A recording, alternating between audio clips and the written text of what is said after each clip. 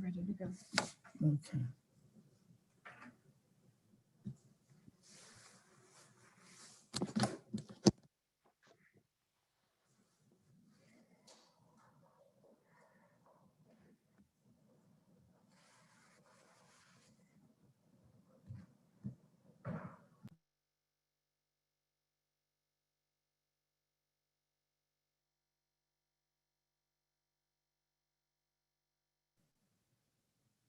Okay. Good afternoon. The Senate Finance Committee is now in session, and we have 7 bills this afternoon, all of interest, and we want to be on our best behavior and to listen carefully to all of the witnesses. Our first bill, well, let me just say what the list of bills are. We have Senate Bill 56, Preserve Telehealth Access Act of 2021, Senate Bill 16, Commercial Law, Consumer Protection, Senate Bill 56, Maryland Medical Assistance Program, Psychiatric and Nursing Practitioner Telemedicine Reimbursement. We have Senate Bill 97, Purple Line Marketing Act, Senate Bill 149, Insurance Application of Premium Tax, Senate Bill 184, Maryland Transit Administration, and Senate Bill 393, Maryland Medical Assistance Program. In each case, the lead witness will have 5 minutes, and others will have 2.5 minutes each. And we'll get started now with Senate Bill 56. Senator Eckert is the sponsor, and we'll listen to the senator now. Thank you very much, Madam Chair Kelly and Vice Chair Feldman, and distinguished members and friends of the Finance Committee and all of the others who've joined this hearing today. I appreciate the opportunity to present to you Senate Bill 56, the Maryland Medical Assistance Program, Psychiatrist and Psychiatric Nurse Practitioner Telemedicine Reimbursement, Sunset Termination. As you know, the ACT program, Assertive Community Treatment, is an evidence-based program that uses a team approach to serve those within the public behavioral health system with some of the most challenging needs. These are the individuals who, due to their psychiatric disability, cannot or will not access traditional services in our usual facility settings. Many are homeless and have comorbid somatic conditions and substance use disorder. These teams required to have dedicated prescribers, psychiatrists or psych nurse practitioners, social workers, registered nurses, substance use disorder professionals, peers, and employment specialists. They are a team, and they're subject not only to statutory and regulatory requirements, but must pass the fidelity audits that measure each team's compliance with the ACT-approved evidence-based model. Maryland, like other states, is facing a serious psychiatric prescriber shortage. It has become increasingly difficult for our community-based programs to recruit and retain these psychiatrists and psych nurse practitioners for the salaries they can afford to offer. In addition to the ACT team clients often being homeless, prescribers spend hours driving around to locate these folks, and some just choose not even to serve this population because they're too challenging and require too much time. As a solution, years ago, the General Assembly passed House Bill 1652 and Senate Bill 704 in 2018, allowing the psychiatrists on the ACT teams to provide their services via telehealth. Then in 2019, we added the psych nurse practitioners. These bills were passed pre-COVID when telehealth was not widely used in healthcare delivery, so no language was added to the bill, and the bill is proposed to sunset September 30, 2021, if no further action. What we would like to do then is to remove that sunset because the world has changed so radically. And we know now that many of those individuals that were very hard to reach then, we can reach a little bit easier because we can provide a cell phone, or many of these folks would like to be alone with their iPads, that we are able to reach them and be able to get them connected to care and continue that connection. But if we don't eliminate this sunset, we're not going to be able to continue to provide the very necessary services that have been such a lifesaver in these difficult times. I have a panel of witnesses with me today, and I would urge your favorable consideration and ultimate passage of this very important message and matter, bill. So today we have Suzanne Blumberg, Demetrius Kavatsas, and Lauren Grimes, who will be sharing their experiences to make a case for why we need to move forward with this legislation. Thank you very much. Thank you, Madam Sponsor. We'll start with Ms. Grimes. You have 5 minutes as the lead advocate, and others will have 2.5 minutes each. Ms. Grimes, you're on. Thank you. Good afternoon, Chair Kelly. Thank you, Senator Eckhart and committee members. You can hear me okay, correct? Yes. Wonderful. Thank you for the opportunity to speak today. My name is Lauren Grimes, and I am testifying on behalf of the Community Behavioral Health Association of Maryland in support of Senate Bill 56.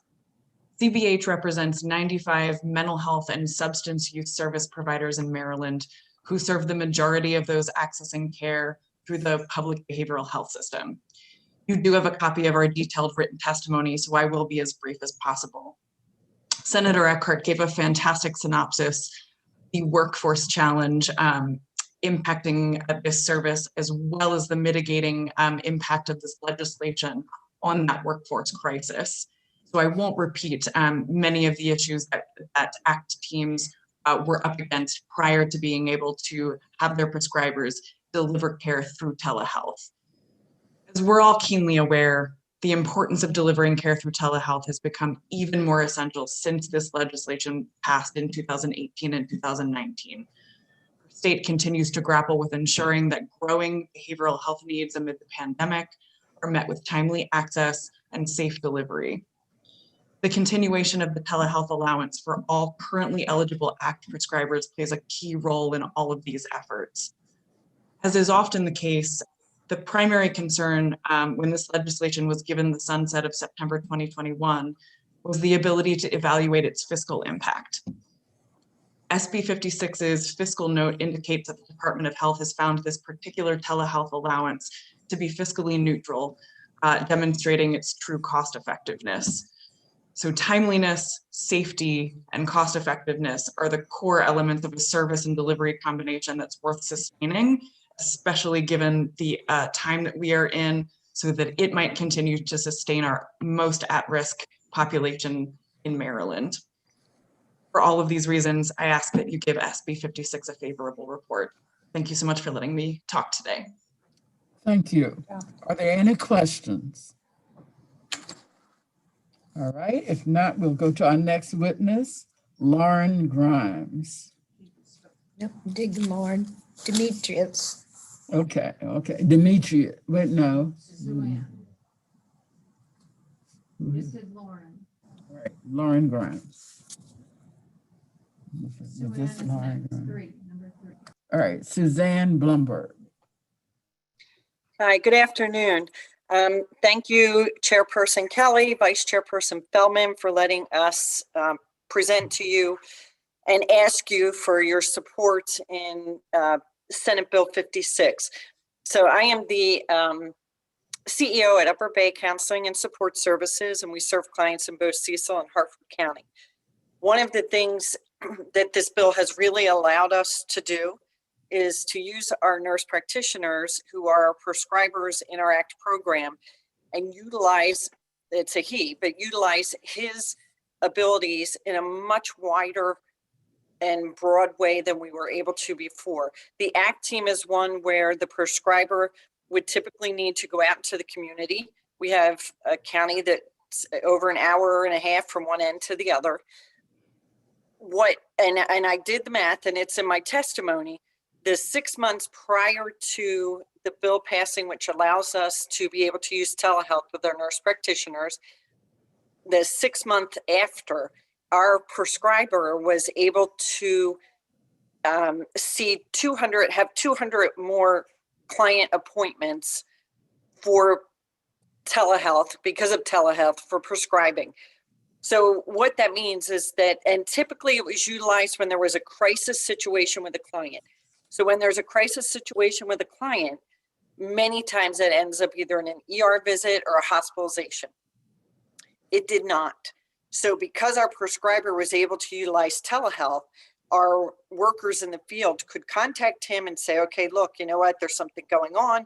And collectively as a group, which is what ACT does, collectively as a group work on shoring up the supports in the community, but also the medication that this person is being prescribed.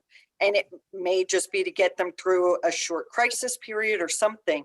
But our goal is to really make sure that our clients don't end up in the hospital or in the ER, and that we work very closely with them in the community. And this has allowed us to be so much more successful. The other, I think, important piece that we're seeing during the pandemic is that we've had 100% compliance with the very first medication appointment for our new clients coming into the program. That's unheard of.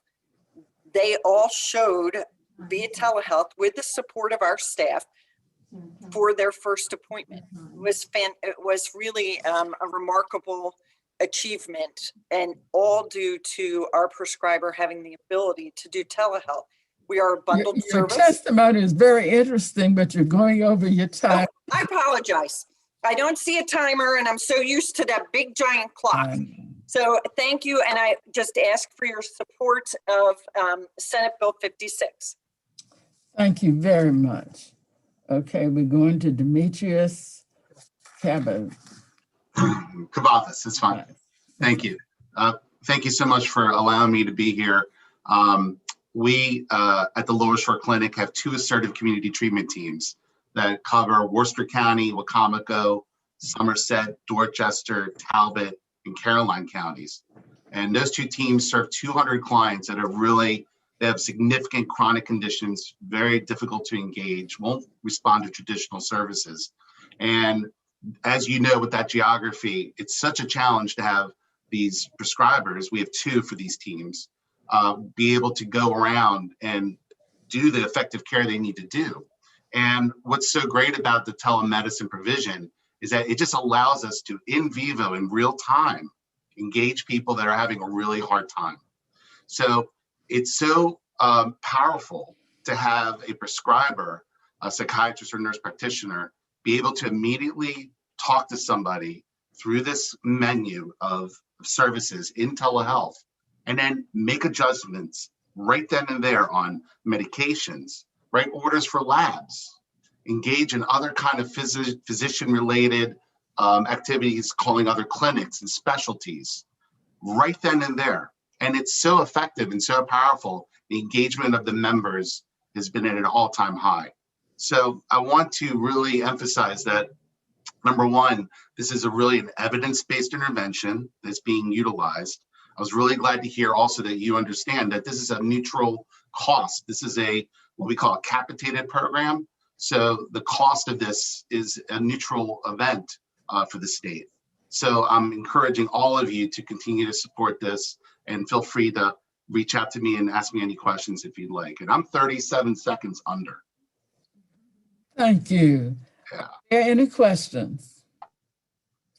Okay, if not, then that ends the testimony on Senate Bill 56. Thanks very much. Okay, we're going next to Senate Bill 3. Oh, wait a minute. Here we are. Okay, all right, we're going to Senate Bill 3. Senator Griffith. Once the sponsor has introduced the bill, We'll hear from other witnesses in the following order. Jennifer Whitten, 5 minutes, is the lead sponsor. Deborah Lawson, and then Brian Hasselfield. Okay. Good afternoon, Madam Chair Kelly, Mr. Vice Chair Feldman, and members of the Distinguished Finance Committee. It's my pleasure to be with you this afternoon. It's my first time testifying this session, and it's on a very important bill. You have my written testimony, but I absolutely want to acknowledge that several members of your committee have been working on this issue and working behind the scenes. Particularly want to shout out my colleagues Augustine and Hershey, the senators that have been working on this issue. And I know many others of you have been as well. So thank you so much for that. I also want to acknowledge that there have been a large number of stakeholders who've been working on in the community and meetings and in coalitions throughout the year to advance this bill and get it to the point where we have it today. And Madam Chair Kelly, you and I served together on a work group for equity and inclusion this interim, and colleagues, on page 17 and 18 of that work group report, we referenced telehealth as we had some very good discussions about the importance of telehealth to provide access to quality health care for all of our citizens. I mentioned that you have my written testimony, and we have a very strong panel that's going to talk in more detail about the bill, but I do want to lift up the 3 areas that Senate bill actually covers. The Senate Bill 3's coverage would maintain telehealth in the state of Maryland. It would allow for audio-only services to continue. We know that low-income families and older adults are less likely to have access to smartphones. They're less likely to have access to webcams and even broadband. As a matter of fact, research tells us that over 300,000 Marylanders living in rural areas don't have access to consistent broadband internet. And so audio-only services allows us to bridge that digital divide.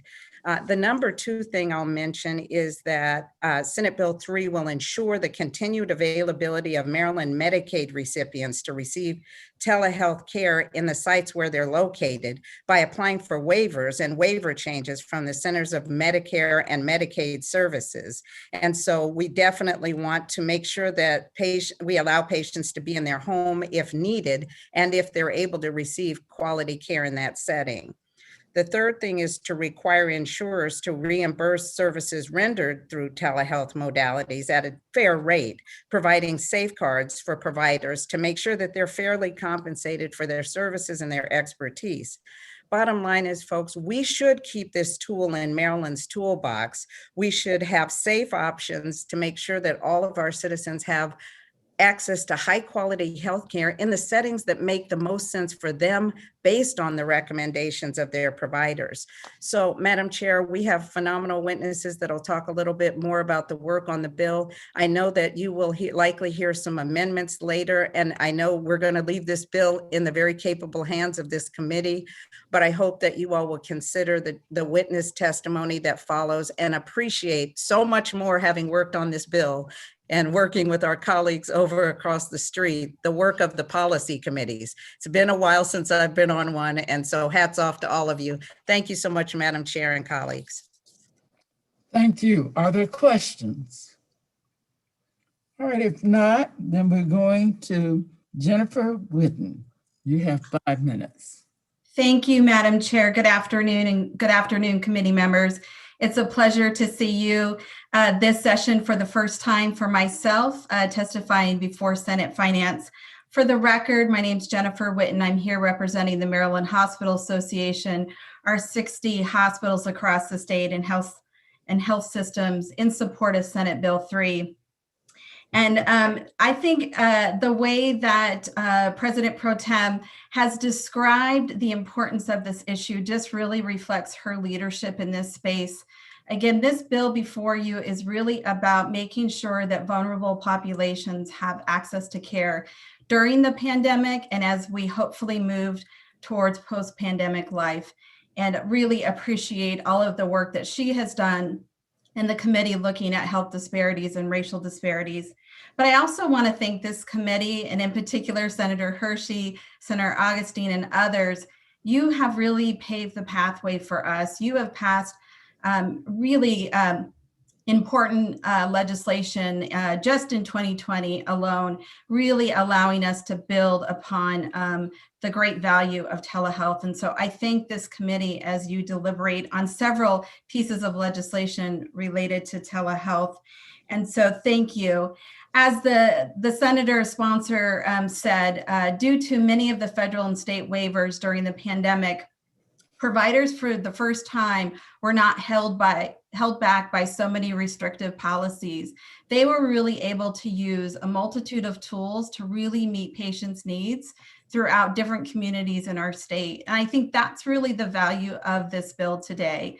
This is about creating tools, modalities to make sure that services are delivered for patients across our state, and most importantly, patients who have barriers in accessing that care. I want to just point out a couple of important provisions. I know the sponsor talked about the main intent of the bill, but I wanted to talk a little bit more about some of the other important aspects of the bill.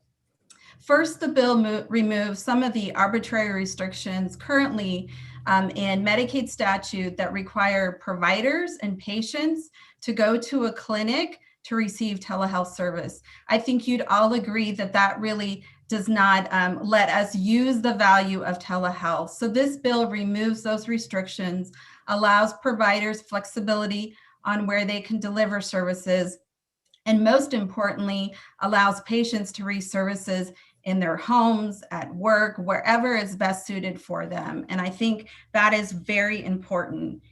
Also, it really, the bill seeks to, as the senator described, allows the provision to use audio only, as we've seen great value. And you're going to hear testimony from an actual patient and providers today, where there are certain services that really benefited from having access through audio only. And quite frankly, there are patient populations that would not have access otherwise without using this tool.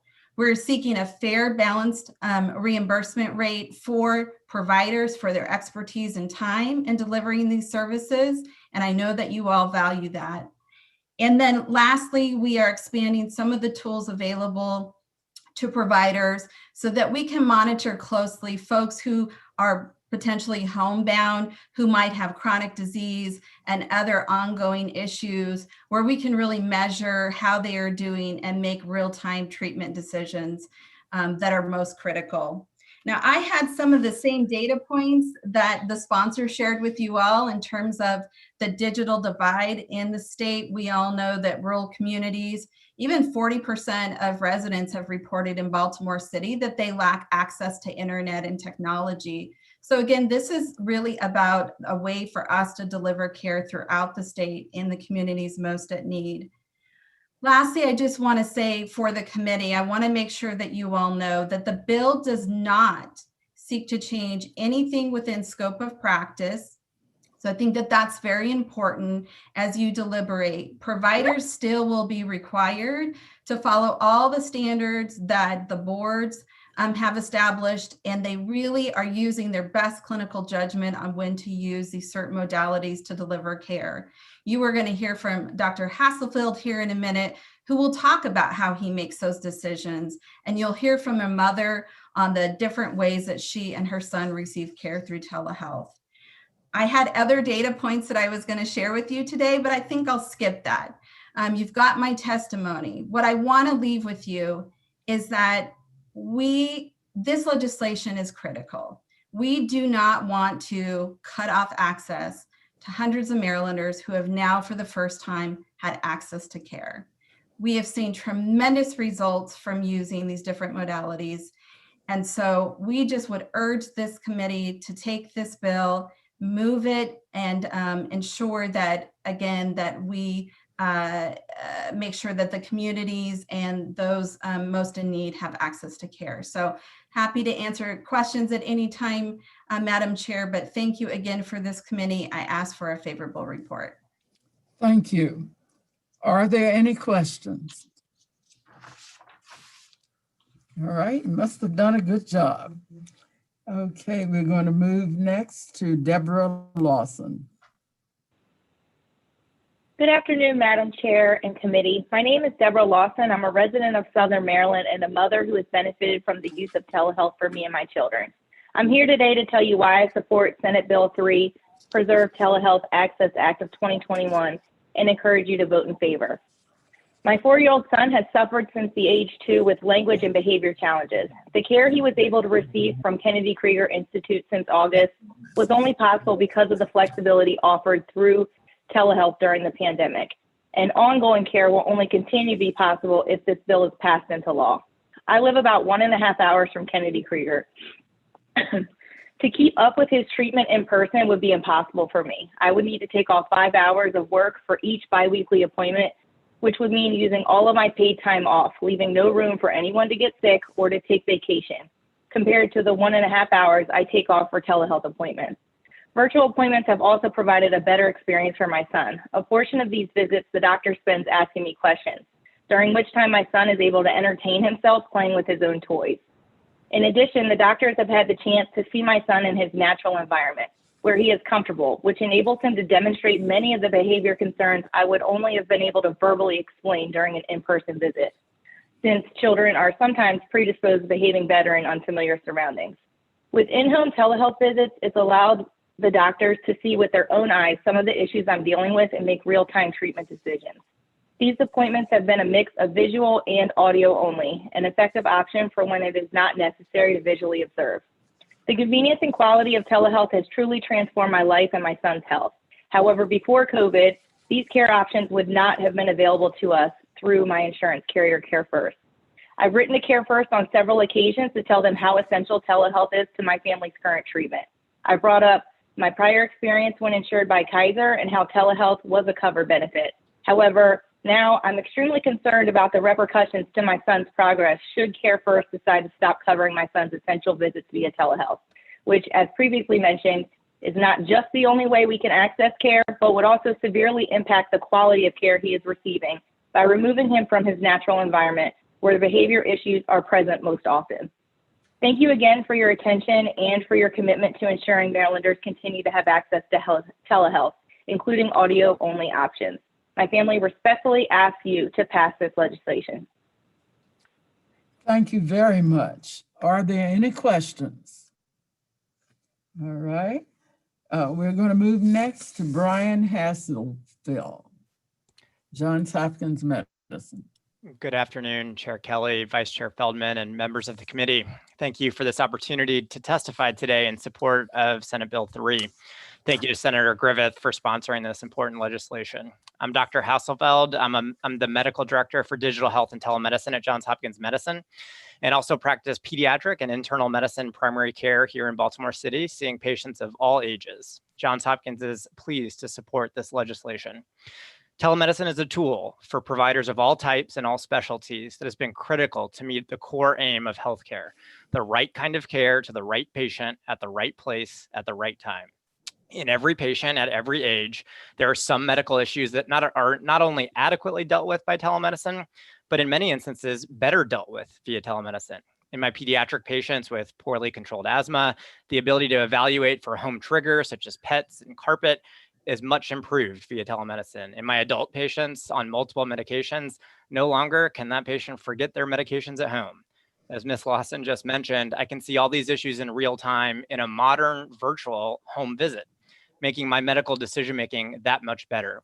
But most importantly, the state has given us the ability as clinicians to choose the clinically appropriate tool, including the choice between in-person and telemedicine care as driven by the medical issues at hand, which enhances care for my patients. 10 plus months into the pandemic, we've done 720,000 telemedicine visits to over 250,000 patients. Remembering that our patients always come first, we've collected 62,000 surveys from patients where patients are rating their care providers 95 out of 100 for their telemedicine care. Lastly, our internal team has been working off of the theme that telemedicine, if done well, may address healthcare access disparities, but if not, may very well exacerbate them. Approximately 20% of our telemedicine visits have been completed by audio only. That audio only use is not evenly distributed. Our younger patients use audio only 13% of the time. Our older patients use it 30% of the time. Our commercially insured patients use it 10% of the time. Our patients insured through Medicaid and Medicare use audio only 24 to 30% of the time. These numbers have only marginally improved through the pandemic. Further information is available in our written testimony. Audio-only access to healthcare is fundamentally about equity of access to healthcare. Thank you again for the opportunity to speak with the committee. Johns Hopkins urges a favorable report on SB 3. Thank you very much. Are there any questions? Okay, hearing none, we're going to move next to proponents who have amendments. And we'll start with Allison Taylor of Kaiser Permanente. Good morning, Madam Chair and members of the committee, or good afternoon, excuse me. Allison Taylor on behalf of Kaiser Permanente. It's great to be here with you all today. I wanted to tell you a little bit about Kaiser's experience using telehealth during the pandemic. We, as you know, we are a health insurer and we also provide care in-house to all of our members as well. So when we made a big investment for telehealth in 2013 in terms of technology, and so when all this happened, we were ready to flip the switch to serve as many patients through telehealth as we needed to. So back in March, right when the pandemic was beginning, we were doing about 15% of our visits via telehealth. That quickly jumped up to about 90% in just a couple of weeks. And it's been sort of ebbing and flowing since then. We've leveled out at about 50% of our encounters are being done via telehealth now and 50% in person. We've never required any patient. We've always made it available if you want to person, but telehealth is an additional tool that we've really been offering. And in my testimony, I have a chart that shows kind of the volume of telehealth and in-person claims that we've had, just in case you're curious about what that would look like for a large health system like us. Of the telehealth visits that we're doing, about half of them now are audio only, half are video. And this really is driven by what our members need. We have the technology already to do the video if that's what patients need, but as you've heard from some of the previous witnesses, that's not always been the case. And so as Dr. Hasselfeld said, we're seeing our Medicaid members, some of our older members who don't have access to internet or good broadband or whatever, have been more likely to need the audio only. And so so we support that because we see it as being critical for now for our members to continue to do this. Kind of a cool thing about all of this is our member satisfaction has actually gone up a lot since we've started doing so much telehealth. Our members are really have really embraced it, and that's been a great thing for us to see. Who would have thought that that during a health crisis like this we would experience something like that? So I'm really proud of what we've done for telehealth. We did submit some amendments. We're working with all the stakeholders. You know, there's some language that needs to be worked out, particularly around what might be said about reimbursement, but happy to continue working with everyone, and thank the sponsor for her leadership on this. Thank you very much. Are there any questions? Okay, if not, then we're going next to Matthew Celentano. Good afternoon, members of the Senate Finance Committee. Madam Chair, thank you for letting me have a chance to talk about Senate Bill 3. I am Matt Celentano on behalf of the League of Life and Health Insurers of Maryland, here in support of Senate Bill 3 with some amendments. As you have sort of heard throughout the interim and today, that carriers voluntarily expanded telehealth coverage to meet the demands of the pandemic. We suspended cost sharing. We made sure that everyone had access in unprecedented times. All the carriers stepped up to meet unprecedented need that we had never seen before. Nobody has backed off or plans to back off any of those coverage expansions anytime soon. I think we are all realistic to think that the state of the health emergency, the public health emergency, is probably going to be with us for a while, and there are no plans from any carrier to back down any of the coverage provisions that were expanded. That being said, we are certainly in favor of working to make sure that we have a modern and a telehealth policy that meets the needs of the community. The carriers have been involved consistently in the policy discussions since the summer. We've been involved in 5 Maryland Healthcare Commission work groups. We've been involved in briefings in front of this committee and other committees with the MIA. We've been with the MIA countless amount of times over the summer to try to make sure the carriers are doing what they needed to do to make sure Marylanders had access. We've been involved in many stakeholder meetings, including some of the folks on this Zoom. We've been on calls with the sponsors. We had a discussion about this particular bill last night with the MHCC. We're going to continue to be at the table. I can promise you that. Our concerns with the bill that came in are a couple of things. It is a wide sweeping change to telehealth policy in the midst of a crisis. We are still in the middle of this thing. There is light at the end of the tunnel with vaccines, but we've had 50 out of the last 60 days that have had over 2,000 daily infections. We are seeing people that are utilizing telehealth. It has exploded since the spring. We don't know how to actually analyze the data as of yet. We have no line of sight to understand what happened prior pandemic, during the pandemic, and most importantly, after the pandemic. We got to find out where the utilization actually normalizes so we can address the policy changes that should take place at that point. We have to see what's before, during, and after before we can see what is appropriate moving forward. And that's why we're supporting the comprehensive study that you'll see from the MHCC. For example, of why we need to be cautious about making wide sweeping changes. There are various studies that show that telehealth, in the absence of other possibilities of going to an appointment in person, is fantastic. But we get better health outcomes when we have folks in the doctor's office. And we want to make sure that we are still pushing people in that direction. Maybe not right now, but post-pandemic and post-public health emergency, that's where we want our patients to be going. We're not exactly sure that we want to incentivize folks away from the doctor's office as well. And that's where, when we get into this bill in the insurance article, it's really about reimbursement. It has nothing to do with access. You're going over all of the other witnesses, as great as you are. Well, Kelly, Senator Kelly, I will wrap up and say that our main concern is we're acting too quickly without the benefit of all the information and be able to examine the policy. And we ask for a favorable report, and we will continue to stay at the table till we get to a product. Thank you, Senator Kelly. Sorry. Thank you. Are there any questions? All right, if not, we're going next to David Sharp, the Maryland Healthcare Commission. Okay. Good afternoon, everyone. Can I be heard clearly? Yes. Okay. Thank you. So good afternoon, Chair Kelly, Vice Chair Feldman, and members of the committee. For the record, my name is David Sharp. I'm the Director for the Center for Health Information Technology and Innovative Care Delivery at the Maryland Healthcare Commission. It is my pleasure to present the MHCC proposed amendments to Senate Bill 3, Preserve Telehealth Access Act of 2021. I'm here today on behalf of our Executive Director, Mr. Ben Steffen, who is presenting MHCC's amendments on the cross-filed bill in the Health and Government Operations Committee. Mr. Steffen sends his regards.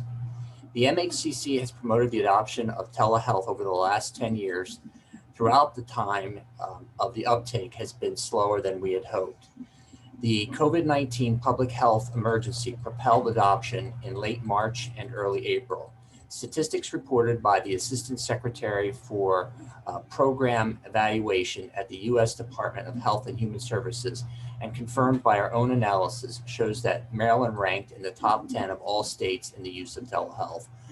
Proactive policy changes by payers supported and encouraged the rapid adoption of telehealth during the pandemic. Prior to the public health emergency, Medicare and Medicaid were very prescriptive in defining how telehealth could be used and settings of care, the geographic areas where telehealth services could be delivered, and providers that could deliver virtual care. During the public health emergency, many requirements were relaxed or eliminated. Many private payers made similar changes. The decision made by the U.S. Department of Health and Human Services at the end of March to allow providers to use widely available communication apps such as FaceTime and Skype to help foster rapid adoption of telehealth. Important issues exist if telehealth is to expand after the public emergency ends. Senate Bill 3 addresses key policy issues that will enable telehealth to remain as a viable mode for care delivery beyond the public health emergency. The MHCC met with provider groups on continuing basis and have listened to their concerns. Behavioral health providers have provided particularly strong evidence on the benefits of audio-only telehealth visits. The MHCC met with payers, MCOs, Medicaid to identify areas for compromise in the bill. Audio-only coverage and payment parity for all forms of telehealth with in-person visit are the biggest areas of disagreement. The MHCC listened carefully to Medicaid's concerns about the financial impact of the bill on cost of care for the 100,000 duly eligible beneficiaries. If the bill passes, the financial impact to Medicaid will be significant costs. These will be shifted from Medicare to Medicaid, as CMS has already indicated that audio only would not be covered at the same level as audio visits after the pandemic. The MHCC is offering 8 amendments that reflect areas of possible compromise. Some disagreements remain. Amendment 3 and Amendment 6 that would require payers to reimburse a provider for covered telehealth services at a rate no lower than the rate of the entity reimbursed for the services on June 1st, 2020. They're in general agreement that a longer-term evidence-based solution would be beneficial. Amendment 7 requires MHCC to complete a study on telehealth that examines the value, cost, access, and quality of audio-only services and consumer and provider satisfaction with telehealth and audio-only services. This amendment requires MHCC to submit a report to the General Assembly by October 1st, 2023. The report is intended to inform the General Assembly on coverage and payment levels for audio-only services and telehealth care relative to in-person care. The MHCC believes its proposed amendments to the bill represent a reasonable concession for payers and providers. Chair Kelly, members of the committee, this concludes my testimony, and I'm happy to address any questions from committee members. Thank you very much. Are there any questions? Okay, Senator Hershey. Thank you, Madam Chair. Can you hear me? Yes. Okay, thank you very much. Matt, I have a question for you. Again, in listening to a number of the proponents of the bills and some of their conversations from people that have gone through the telehealth through the audio only, have talked about very positive outcomes with respect to these services being provided, some to the extent of them feeling that they were actually able to open up even more and have a better conversation as a result of not being in person and not being on video. So you were saying that there's better outcomes with in-person visits. Is there any evidence that's contrary to that? Well, I want to back up a little bit, Senator Hershey, and say that I think that it is problematic for all of us to be treating telehealth as a monolith. There are going to be certain elements of telehealth that are better served maybe on the phone. Maybe behavioral health is something that could be better done on the phone than in person. Right. But we don't know because we don't have enough utilization data to really be able to analyze. But it's also problematic to try to lump everything into could be better one place or the other.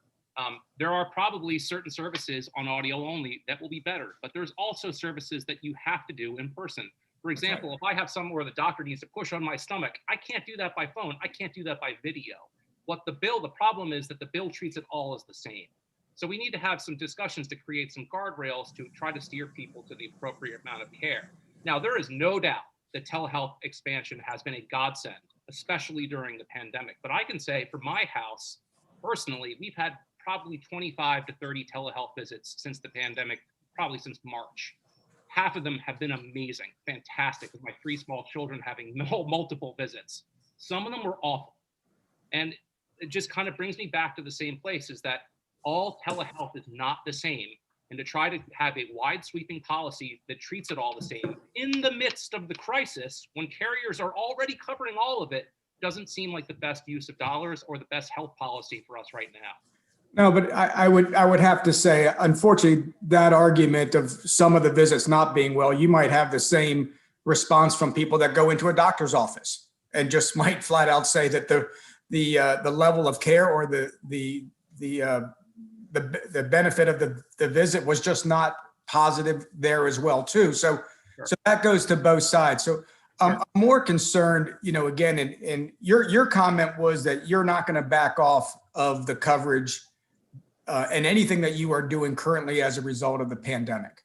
Right. Is that, I mean, how do we know that that's going to continue? How do we know that all carriers are in the same, position with that? How do we know that nothing will change as far as what we're seeing now in the coverages that are being provided?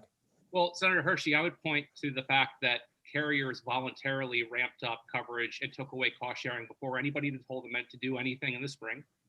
Everything is tied to the state of emergency, and all the public health experts are saying that we're still going to be in the state of emergency until 80% or roughly 80% of the population is vaccinated. With the way that the deployment is going, I think it is pretty clear that you guys will be meeting next January before the public health emergency is lifted. I'm not saying that we shouldn't move forward with some sort of telehealth policy that addresses the pandemic until we, as a bridge, but we should also make sure that we have a comprehensive study to make sure that we're not doing things that will have unintended consequences. Okay, so your suggestion, some type of a bridge that would put you in the position that you guys have stepped up, carriers are reimbursements for this, and we can write in as long as the health state of emergency is in effect, that will continue and can maybe even add a few months or some period of time onto that. That was the basis of part of the basis of some of the discussions we've had with the Maryland Healthcare Commission for the last couple of months. Yes. Okay, and thank you. And let me ask David, because that was, if David's still around. David, you were talking about looking into a report that would last until 2023. I know we're just into 2021, but that's seems to be a long time away to be able to put together some kind of report that will, I guess, talk about the same things that Matt had just mentioned on whether or not these services can be provided effectively or not. Again, would we be in a position to say that everything remains in place the way that it is through the state of emergency until the time that that report comes out? And then if we have to back off things, we can do that, but rather be proactive and keep things going the way that they are while this report is in the process. Senator Hershey, thank you for that question. So in the MHCC amendments, it proposes to hold, if you will, a snapshot in time on coverage and reimbursement, what the payers are doing today in the world of telehealth, and carry that forward until such time when the MHCC presents a report to the General Assembly. And the reason why we proposed a bit longer of a lead time, originally we kicked around, could we get this done by the end of 2022? And we think in a pinch, we might be able to, but a lot of this depends on data. And most of you know, data tends to trail episodes, and it can trail as much as 6 months. So we needed a good period of time after the public health emergency concluded, so you have a comparator group, so you can look at the data in an unbiased manner. And that's largely why we needed this extension of time to make sure we could identify a contractor to support us in the work. We would have a good snapshot in time, which you've heard. I think some say that you need the pre, the current, and the post to really be able to measure. And as we know, data tends to lag, particularly in claims, by nearly 6 months. So it just allows for a good, solid report. If it's the desire and the will of the body here to go with the 2022, we'll figure out how to make it work. All right. Thank you very much. Thank you, Madam Chair. Thank you. I have a question for Matt. Matt, as far as you know, are there any systematic studies going on by healthcare researchers or by medical specialty areas regarding which kinds of symptoms and related diseases can be assessed well using telemedicine modalities and which cannot? I actually have a relative that I'm kind of responsible for who's had 2 or 3 recent telemedicine visits because that's all that was available. And my own sense of what makes sense suggests to me that half of what the symptoms are and the nature of what has been diagnosed is not really amenable to manipulating, examining, making decisions regarding using telemedicine. There are one or two symptoms that you could. So do we have anything going on, given all of the major medical institutions in Maryland, to look at this question? Senator Kelly, I'm glad you asked, and I think that there's going to be an incredible amount of academic research on this subject. I will say that there have been particular studies just from the Johns Hopkins School of Public Health that talk about where we should be steering folks, and a lot of them say towards in-person care. Now, that being said, we don't know the fallout from the explosion of utilization from this crisis yet. I think David Sharp mentioned that sometimes we have, because providers have 180 days to file their claims, we're still gathering data in the midst of the pandemic. So why we're so supportive of this MHCC study is to have an independent body that can analyze what actually got good health outcomes and what was just kind of going through the motions. I'm not to say that there's nothing bad about telehealth, but we want to make sure that we're utilizing it in the proper measures, in the proper fashion to get the best health outcomes.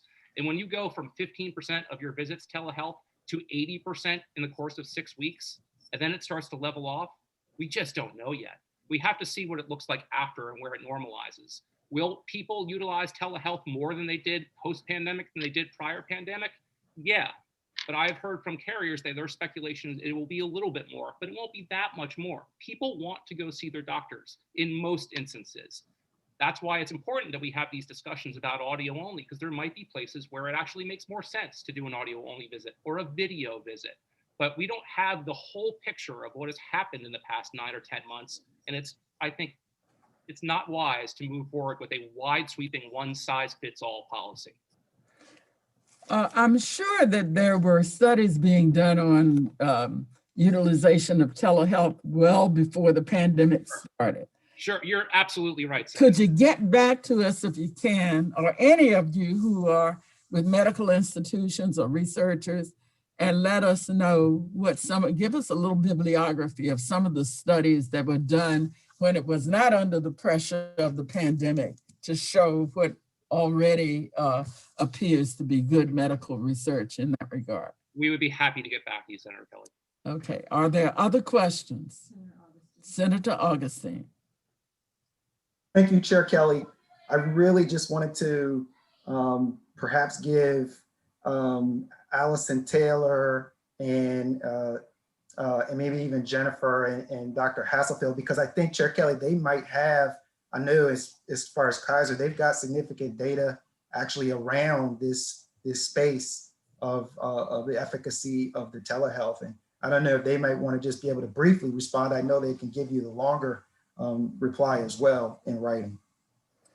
Okay, raise your hands, guys, if you were just named as somebody with expertise of your organization and you're willing to send some information back to us. We're going to hold Absolutely this great bill and wait to hear what else you can tell us. So we make sure that the bill goes to the floor in the best possible shape and with the right parameters. Okay, all right. I think we have heard from everybody who was signed up on this great bill. Okay. Okay. All right. Now we're going to Senate Bill 393. Senator Augustine, you're on. Maryland Medicaid Assistance Program and Health Insurance Coverage and Reimbursement of Telehealth Services. So I see you are interested in this issue. And you have the time you need as sponsor. Your lead person on this is Kim Wiseman, and others will have, and that person will have 5 minutes, others will have 2.5 minutes each. Right. Thank you so much, Chair Kelly, Vice Chair Feldman, members of the Finance Committee. I'm here to present Senate Bill. No, I'm not here to present that one. I'm gonna present that one later. I'm sorry. I'm here to talk about the telehealth services. And just bear with me just for a second.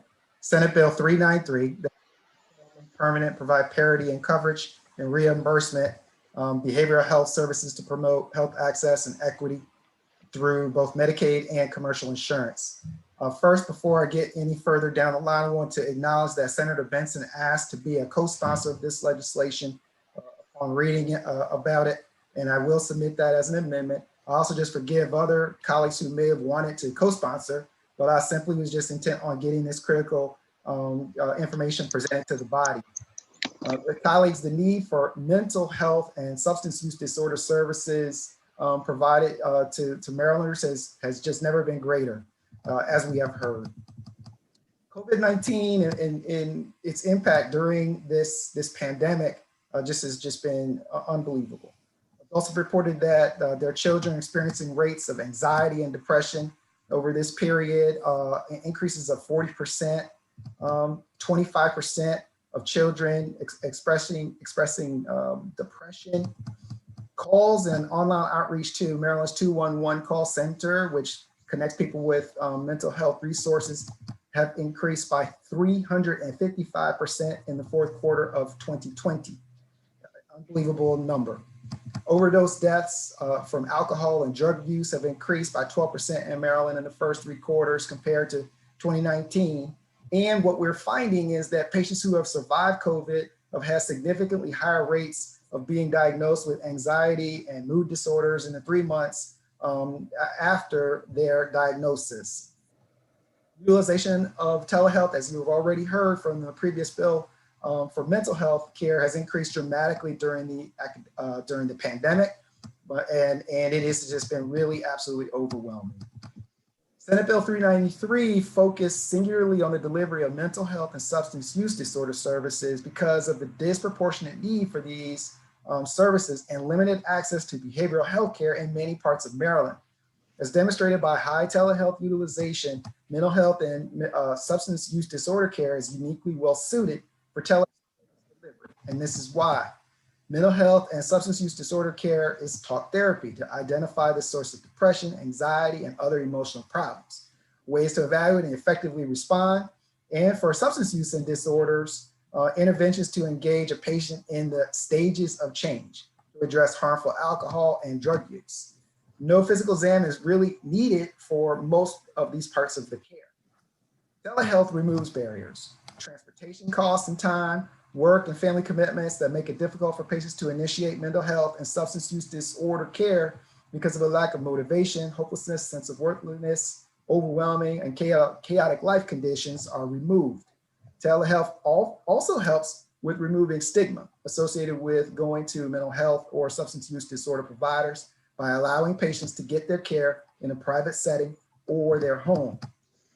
Telehealth allows a counselor to see a patient's home and social environment and better tailor care to their daily lives, environment, and to engage family in family care. So what does this bill do? This bill deals with both Medicaid and private insurance. With regard to Medicaid, it requires payment parity for mental health and substance use disorder telehealth services, including audio only, which you've already heard quite a bit about, payment at the same level as an in-person service. It also asks for payment parity. It's essential because providers will adopt delivery telehealth services without adequate reimbursement. We want to make sure that they are receiving the payments so that when they're thinking about making investments, that they're going to do so knowing that this is going to be something they're going to be reimbursed for long term, so that they don't necessarily not provide the service because they're not sure that they're going to be able to provide to get paid for this service going forward. This is where it's really important that there is that continuum of care and they feel comfortable that that's going to be able to continue.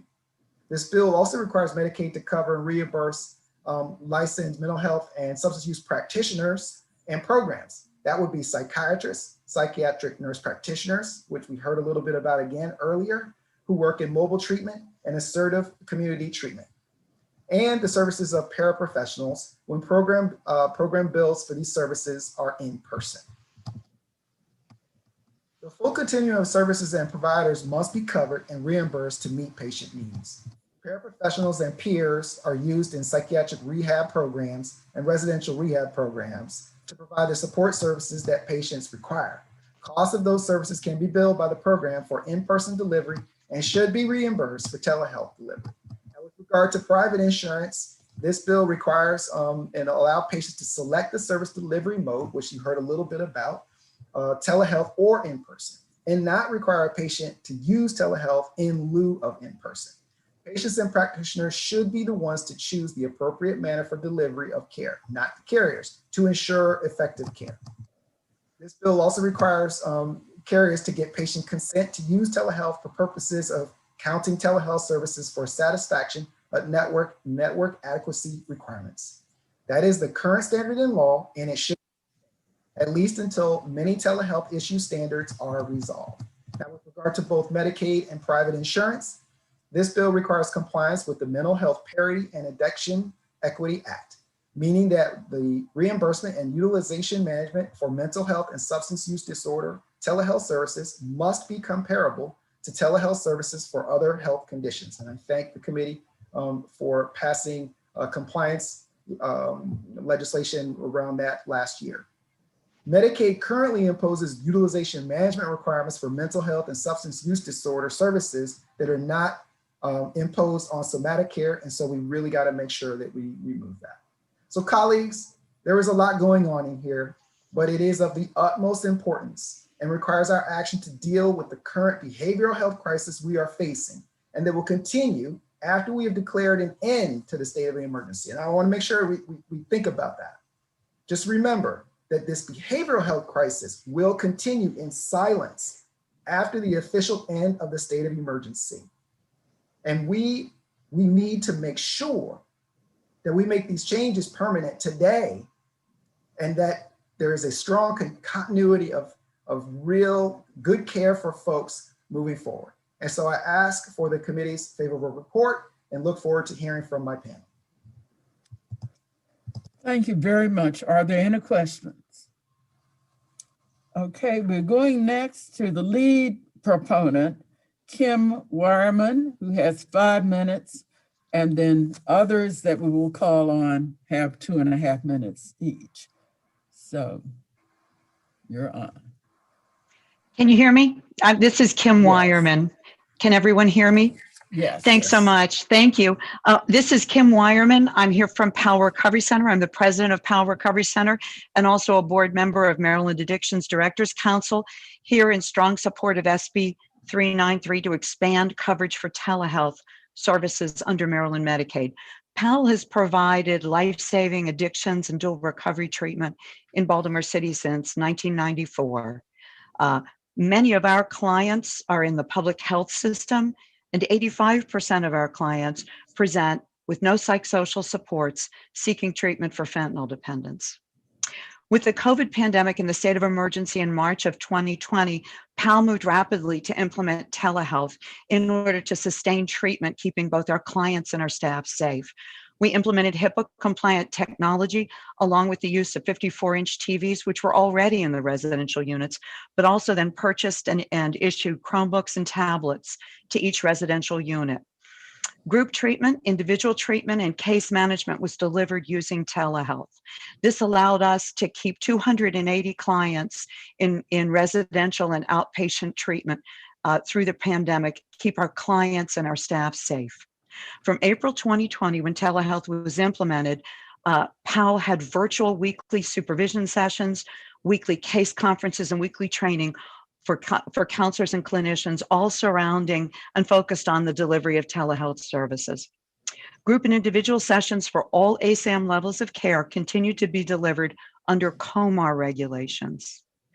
By this, I mean the state of Maryland sets all the regulations for who can deliver the service, how long the service must be, what content can be included in the treatment, and what clinical documentation must be completed. While the state of Maryland did make some temporary service reductions in very intensive levels of service, like high-intensity residential services.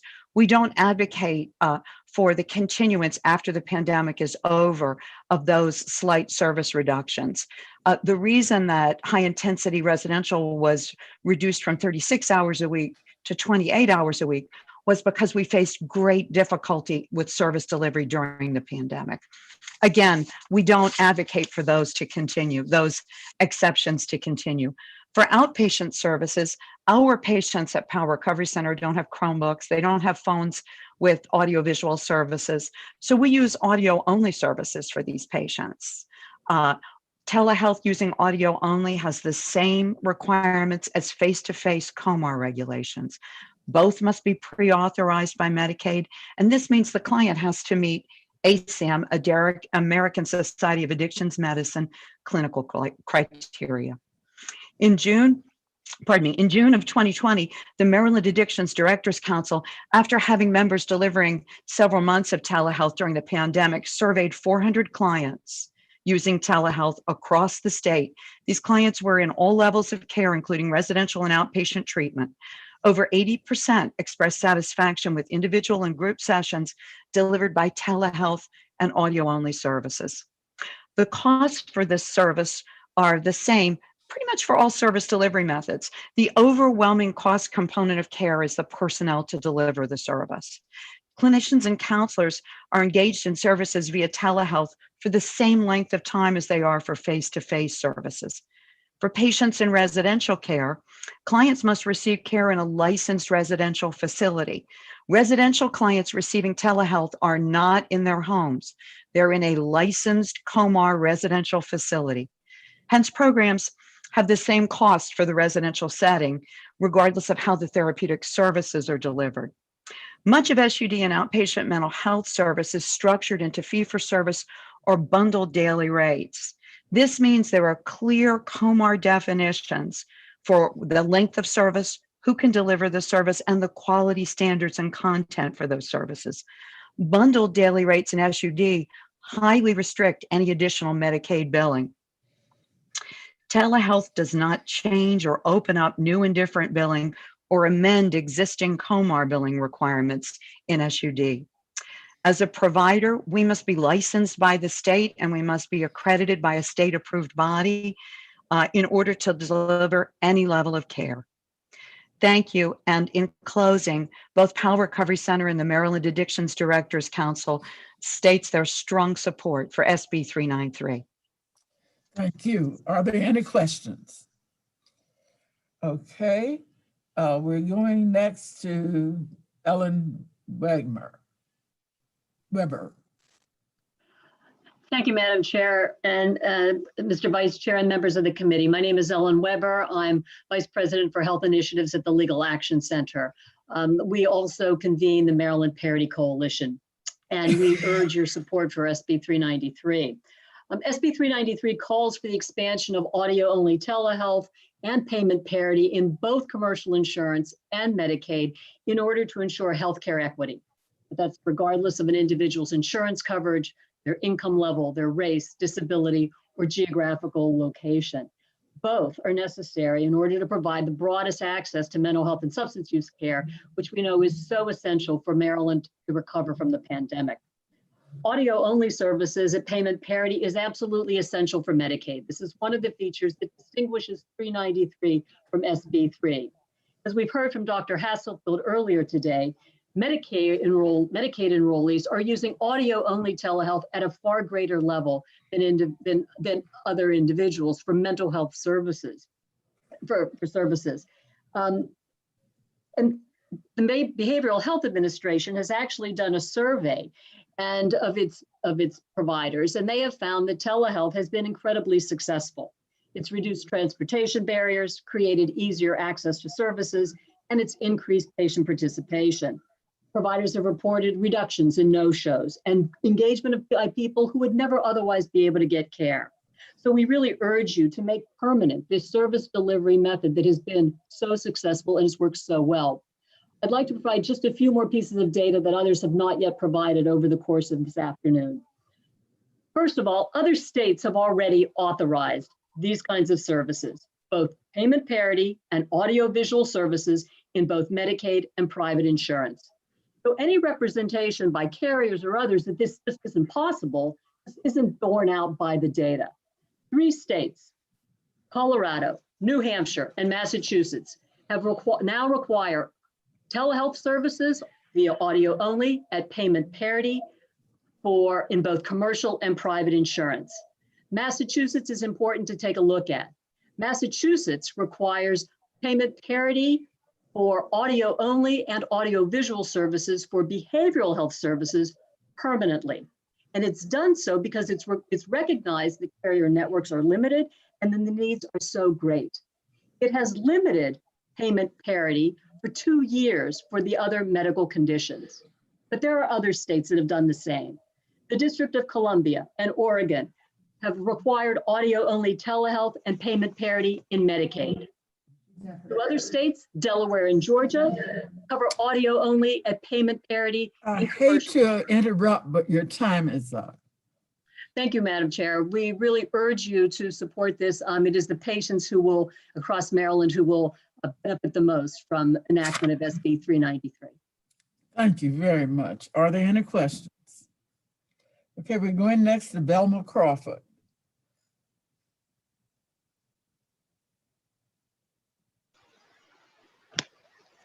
Hello, can you see me? Yes. Okay, can you hear me? Yes. Okay, I'm here as a patient that that receives telehealth. I've been a recipient of it for the past probably 10 or 12 years because of my many medical issues. I've used different formats of telehealth. I've used the audio visual. I've used the teleconference on the phone and the in-office. To me, it just depends on the patient and the doctor's relationship that has been my success. I personally prefer the telecommunication through the phone. And that's only because it helps to keep me more focused on what my appointment is about, what questions I have, and what issues that has arisen since the last time I talked to the doctor. And I also find that it's also good for my physician because it helps me to speak more freely and about my issues and ask questions that I probably would have forgotten or never would have asked had I been in the office, because in the office visit, I keep in mind that my time is limited. I'm looking at the clock, the doctor and the therapist is looking at the clock. But when you're on the phone, you become comfortable with the conversation and you get most of your answers done. A couple of days ago, I also found out that they also have this person called a teletherapist. And I have a talk therapist, but I communicate with her every Thursday, and I've been doing it for the past year or so. I have they have incorporated something other than the tele method of communicating with my doctor, simply because of the incident I have. I have to go in the office. I've been on a treatment called TMS for the past 35 weeks. And I've been going every day. I have one more visit left. And that the TMS therapy is a very good method of treating along with the therapy. My experience with telehealth over the past couple of years has been great. And I recommend it to anybody. My belief is that just like technology in the ATM system, the automatic teller system, I don't believe that telehealth is going to go anywhere. Even though the pandemic ushered it in, I think it's here to stay. It should be here to stay because it's a great method, I think, for when you're dealing with your behavioral health and getting well. Thank you very much. Are there any questions? Okay, Good to hear the perspective of a patient. Okay. Allison Taylor. Oh, wait a minute. Oh, Latoya in Congola. Thank you, Madam Chair, Mr. Vice Chair and committee members for allowing me to testify at this important hearing in support of SB 393. I'm a licensed clinical social worker and licensed clinical drug and alcohol counselor, and I co-own Work-Life Behavioral Health located in Glen Burnie, Maryland in Anne Arundel County. Our clientele consists of individuals ages 4 and over from all walks of life, all races, receiving services both in person and in home. Many live across the county in suburban and rural areas, and many have limited access to transportation and internet services. Approximately 54% of our recipients receive Medicaid and Medicare or Medicare. Approximately 31% have private insurance and 15% self-pay for services. The COVID pandemic has forced us to be innovative in the way we provide services to nearly 1,000 Anne Arundel County residents who trust us with their mental health and substance use services. As a result of the pandemic, we transitioned to telehealth in March of 2020 by both audio and or telephone. My hope is to offer you some insight into my daily practice experience as a telehealth provider, but I would like to share with you how various populations are benefiting from teletherapy services. I want you to imagine your elderly parent who's experiencing loneliness, depression, and anxiety. What about your child who's away at college and having difficulty managing overwhelming caseload, separation anxiety, and relationship problems? What if you yourself is experiencing the psychological strain of being an elected official and struggling with rising anxiety and having difficulty making decisions? Would you want the convenience of picking up the phone or logging into a telehealth platform to get a checkup from the neck up by a psychotherapist without further disruption to your day? As a result of telehealth, children are receiving services consistently without the hardship of parents having to adjust their work schedules to accommodate in-person sessions. Individuals in the criminal justice system are able to successfully satisfy requirements for probation and parole. Parents who are seeking to regain custody of their children have been able to comply with the requirements of the Department of Social Services while balancing work and other responsibilities. Many senior citizens and individuals with limited internet access benefit from utilizing telephone sessions as a means to remain consistent with treatment. Telehealth has eliminated the need for many therapists to provide in-home services, thus decreasing our travel timing and allowing us to increase the number of people we serve. This system has been proven to be successful here in Anne Arundel County and beyond. I want to thank you all for listening and for considering the critical need for citizens to continue receiving services for mental health and substance use treatment through telehealth. And I'm in full support of SB 393. Thank you. Thank you. Are there any questions? All right, thank you. We're going next to Allison Taylor. Good afternoon, Madam Chair and members of the committee. For the record, my name is Allison Taylor. I'm here today on behalf of Kaiser Permanente. You heard from us earlier about our strong commitment to telehealth, and I just want to state here that applies to both somatic and behavioral health care. It's been very important in our behavioral health setting. And so, Senator, to your earlier request, we'd be happy to provide some information, data on telehealth, including specifically as it relates to behavioral health care. This bill there are some concepts that are similar to the bill that you just heard, and having a larger conversation about the two and the things that are similar probably makes sense here. We're happy to be a part of that. There are a couple of things that are different. We did propose some amendments in our testimony, and I appreciate the sponsor for spending some time with me last week talking through some pieces. One I wanted to note relates to network adequacy, and I just want to let the committee know that in a parallel process, the MIA has proposed some new regulations related to network adequacy, and carriers and a number of other parties who have been involved in the conversations have been discussing that in that context as well, and that may be the appropriate forum for that piece of that, but certainly happy to have a longer conversation about that. So anyway, thanks for your time today, and I'm happy to answer any questions. Thank you. Are there any questions? Okay.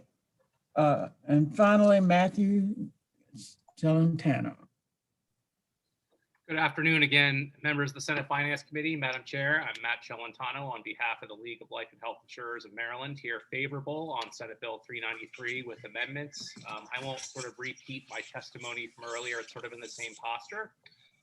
We would like to continue to have this conversation. We've been at the table since the get-go, and we're going to continue to do so. One thing I want to just make sure that this committee knows is that telehealth is permanent already. Telehealth has been in the Maryland law since 2013. If a service can be provided by telehealth, it can continue to be provided by telehealth after the pandemic or not. Without this bill, we still have a strong telehealth bill in Maryland. Just want to make sure that's abundantly clear. We are going to continue to work with all the stakeholders to make sure that we improve upon telehealth, to analyze what happened during the pandemic and after. I will sort of echo the comments of my colleague from Kaiser Permanente, Allison, when we say that the only concern we see in this bill that we don't know if is best to be talked about in the work group stakeholders to get to a package is that the network adequacy regulations have been ongoing for a very long time. The MIA has been hosting work groups over the past year or so.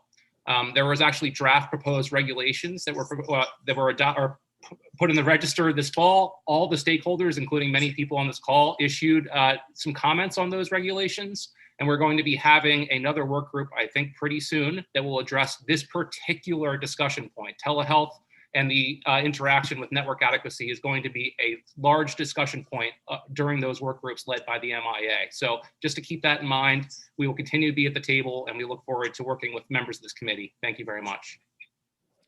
Thank you. Are there any questions? All right. Well, that ends the testimony on that very interesting bill. We're going next to Senate Bill 184, Senator McCray. Maryland Transit Administration Reduced Fare Program for Opioid Treatment Program Patients, Program Requirements. I'm getting a message that he's trying to connect. So we might just need a minute. Is he on his phone? He's trying to get in, yeah. All right, he's trying to hook himself up. We'll give him another 30 seconds.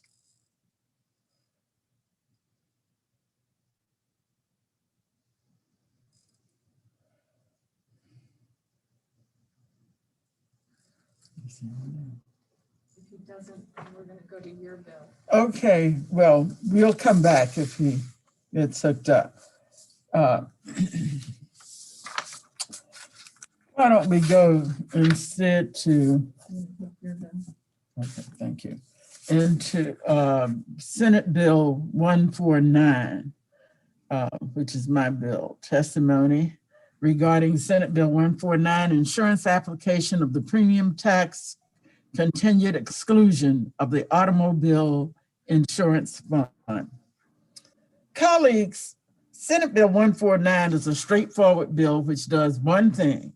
It removes the sunset provision for the Maryland Automobile Insurance Fund, MAIF, premium tax exemption, and continues the legislature's grant of an exemption. As you know, MAIF is the residual insurer and can only insure drivers who have been rejected or canceled by the private market. To ensure MAIF's solvency, the legislature has provided an assessment mechanism whereby private insurers would be assessed if their surplus falls below the assessment trigger. These assessments are ultimately paid by approximately 4 million Maryland drivers. For this reason, the legislature has consistently tried to avoid an assessment. There has not been an assessment for over 30 years. In 2017, we were concerned that an assessment would be required in the next few years, and the legislature enacted Senate Bill 910, Chapter 509 of 2017, which exempts MAIF from the 2% premium tax. Some insurers were concerned that this exemption would allow MAIF to unfairly subsidize rates. So the legislature made the exemption subject to a June 30th, 2022 sunset. So the sunset is looming. The 2017 bill also required the Maryland Insurance Administration to report on this issue to the Senate Finance Committee and to the House Economic Matters Committee to ensure that the exemption was meeting the legislative purpose of increasing surplus and not subsidizing rates. This exemption is achieving its purpose. This bill only does one thing. It makes the May premium tax exception permanent to assist with avoiding an assessment on Maryland drivers. I therefore urge a favorable report of Senate Bill 149. Chair, do you want me to call the witness since it's your? Yes, please. Okay, we've got the esteemed former MIA commissioner. We've got Al Redmer from Maryland Auto here as Chair Kelly's star 5-minute witness. So you sponsor witness, you get a full 5 minutes. Well, thank you, Mr. Vice Chair and Madam Chair. It's a and the members of the committee. It's a pleasure to see you. And I'm going to go from being a star witness to a superstar witness because I'm not going to need anywhere near 5 minutes. But I do appreciate the opportunity to chat about Senate Bill 149 that, as the chair said, just simply extends and makes permanent the premium tax exemption that was previously granted by the legislature. And just to reinforce what the chair said, if our surplus were to drop below a certain level, the law would require an assessment on all private insurance carriers, including MAIF, I might add, and the insurers then have the ability to surcharge their policyholders to recoup that share of the assessment. So it's in everybody's interest from Maryland Auto, including the legislature, so that your constituents don't have to pay the recoupment of that assessment. So the tax exemption has allowed us to maintain our surplus. We continue to avoid having to pay an assessment, and we're certainly hopeful that that would continue into the future. So with that, we would ask the committee to issue a favorable report on Senate Bill 149. And also, I believe that there's going to be an amendment that we would like to see added to that. And I'm happy to answer any questions. And Ms. Dodson, you're just here for questions today? Okay. Okay. Right. Questions for Mr. Any questions for Mr. Redmer? Okay. Don't see any. Seeing none, those are our own. That's our only witness. So that concludes the bill hearing on Senate Bill 149. I don't know.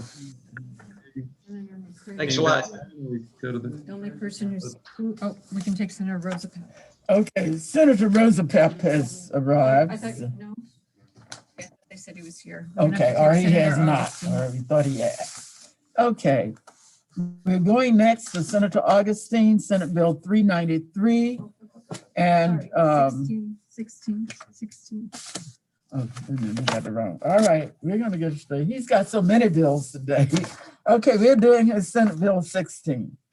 Okay. Commercial law, commercial protection, biometric identifiers and biometric information privacy. Okay, so Senator, you know the drill, and you have the time that you need. And then the person of all of the witnesses who gets the 5 minutes will be Jermaine Scott. Other witnesses will have 2.5. Thank you, Madam Chair. I really do appreciate that. As is happening right now, Economic Matters, of course, is having a hearing, and my cross file is being heard there too. So I'm hopeful that the witnesses that I have will be able to join us and be able to participate in this. Chair Kelly, Chair Feldman, members of Finance Committee, I'm here to present Senate Bill 16 with a technical amendment which would put in place protections of our unique biometric identifiers, such as our fingerprints and irises. Members of the committee, we only get one. It's unique and there is no replacing it if it is stolen. Colleagues, back in 2016, my mother-in-law was celebrating a big birthday. So, she wanted to take us all to Disney World. We were thrilled and the kids loved it. In order to move faster through the line, we used our fingerprints to identify each of us. Didn't really think too much of it. Kids love Splash Mountain and we rode over and over again. We just had a really great time. When we got back home, Disney offered exciting pictures of us on Splash Mountain ride that they captured and matched back to us using facial recognition. But I really wanted to know, as I think about it, what did they do with my fingerprint that they collected and used over 4 years ago? Have they disposed of it? How are they protecting my one and only fingerprint? Let's say I instead went to Six Flags Maryland and they employed the same technology and I would readily use, I would readily accept it, readily go, readily do it. What would they do with my one and only fingerprint? Protecting our unique identifiers is what this bill is all about. What I know is that who does have to demonstrate what they would do with protecting it, and it's Six Flags, Illinois. Because in Illinois, there is a law that protects people's biometric identifiers. Now, ours is a little bit different, but we do have this bill. Now, Delegate Love presented a bill that is substantially the same that passed the House at the end of our last session and did come to our committee, although we did not vote on it. This year, I've been working with Delegate Love on this bill.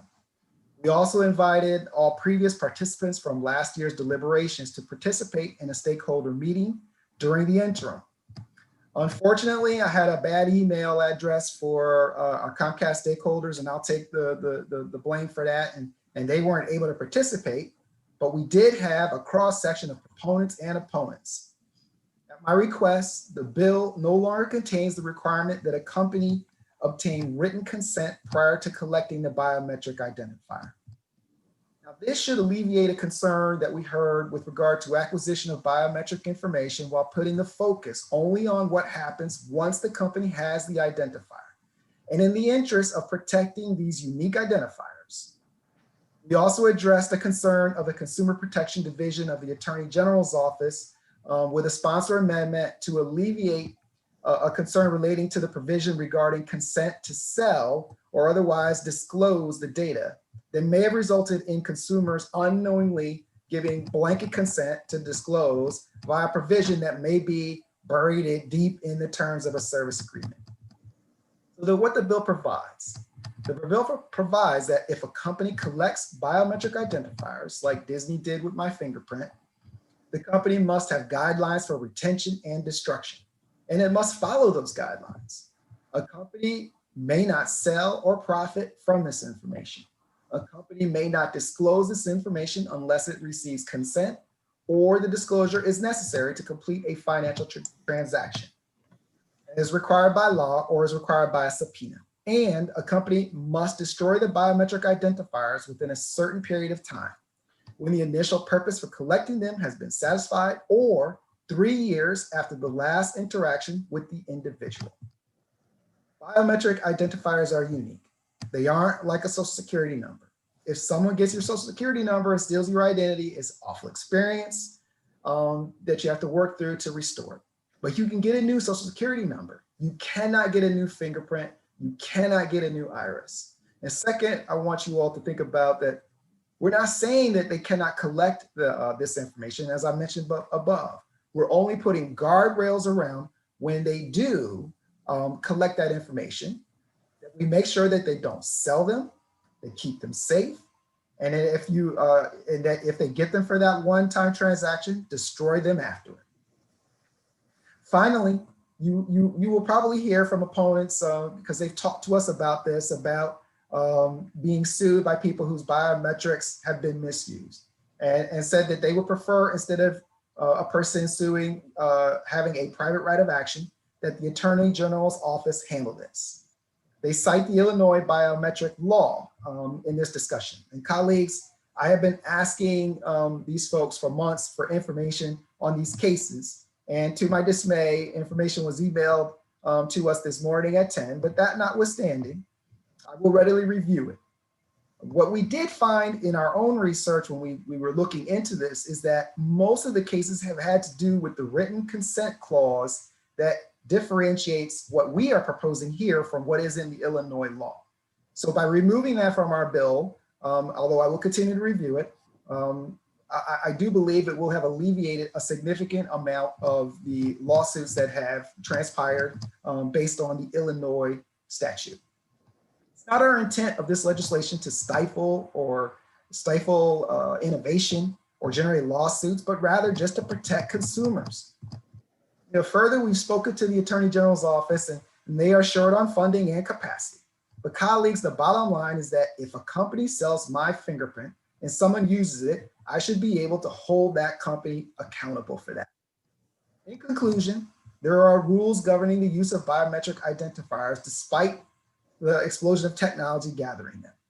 I urge you to present a favorable report on this narrowly tailored bill so Marylanders have some protection over the use and retention of this unique and very personal data. Thank you. Thank you. Are there any questions? Madam Chair, I Yes. just one Yes. question for Malcolm. You mentioned Illinois, Senator Augustine. I'm just looking at the AG's letter. They reference laws in California, Texas, also Washington State as well. Be curious entirely on Illinois. Okay. Are you familiar? How does this bill comport with, I guess, 3 other states: Texas, Washington, California? So those they also provide protections, but this bill was fashioned more so after the Illinois bill. So there are, for example, this one does have private right of action, whereas the others do not. But they are, similarly, as you mentioned, there are other bills other laws that do protect biometric information. And I guess the other thing was, normally, we act under state law because intuitively this seems like a big issue, an important issue, and I'm glad you and Delegate Love are working on it. The AG's letter also references in 2019 data thieves breached an international database. It's always good to have where there's an actual concrete example where this information actually has been compromised. And I mean, the theory of it and the potential is obvious, but do you know much about this breach in 2019 that the AG is referencing about accessing a database, about 1 million fingerprints or anything to that nature? Again, it's nice to have a concrete example of a problem resulting. I mean, obviously we understand the risk here, but do you have any sort of more information detailed about what exactly happened there? So the good thing is, Senator Feldman, we're joined in my panel who has information on that, and including, and in fact, Hannah Abrams from the AG's office is a part of the sponsor panel. Okay, fair enough. Why don't we leave it at that? Perhaps they may be able to help. Okay, thank you, Madam Chair. Can I ask a question, Madam Chair? Yes. Thank you, Senator Augustine. Very interesting issue, and privacy is I think more and more people are more aware now than they've ever been about how much we give up of our privacy in some of the things that happen, whether it's online or like the example you shared at Disney World. I was looking through the bill. Is part of the goal that if we put this in place and a company follows these guidelines, that if somehow they get hacked, they're not going to be held.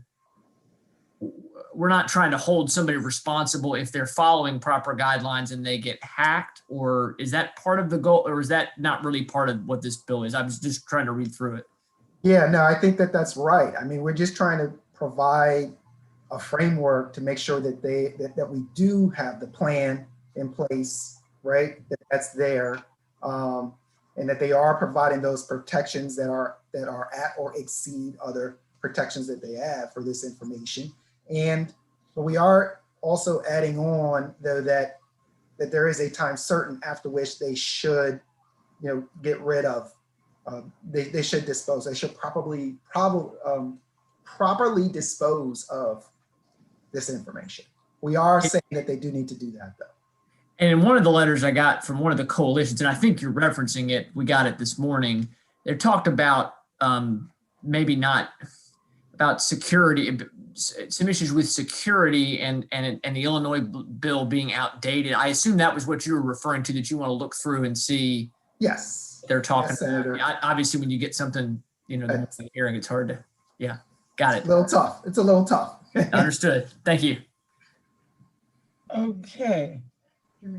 All right, next we're going to Jermaine Scott.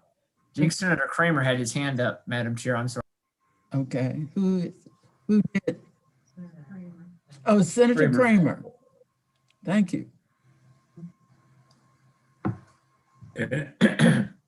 And I appreciate Senator Reedy's flagging that. But I had actually lowered my hand, figured I'd wait to. Sorry. Out the, no, thank you. I do appreciate your flagging that. But I figured at this point, I'd like to wait to hear the rest of the testimony, and then I'll see whether I still have that question floating around in my head. But thank you. All right. The main proponent does have the 5 minutes. That's Jermaine Scott. And then the other proponents, there are two of them, will have 2.5 minutes each. Thank you. Dear Chair Kelly, Vice Chair Feldman, and members of the committee, my name is Jeremy Scott. I am Senior Counsel Electronic Privacy Information Center, or simply EPIC. EPIC is a public interest research center established in 1994 to focus public attention on emerging privacy and civil liberties issues, and has long advocated for strict limits on the use of biometric data. Because of the sensitive nature of biometric data and the potential for abuse, I'm here to testify in support of Senate Bill 16 as well as House Bill 218 regarding biometric identifiers and biometric information privacy.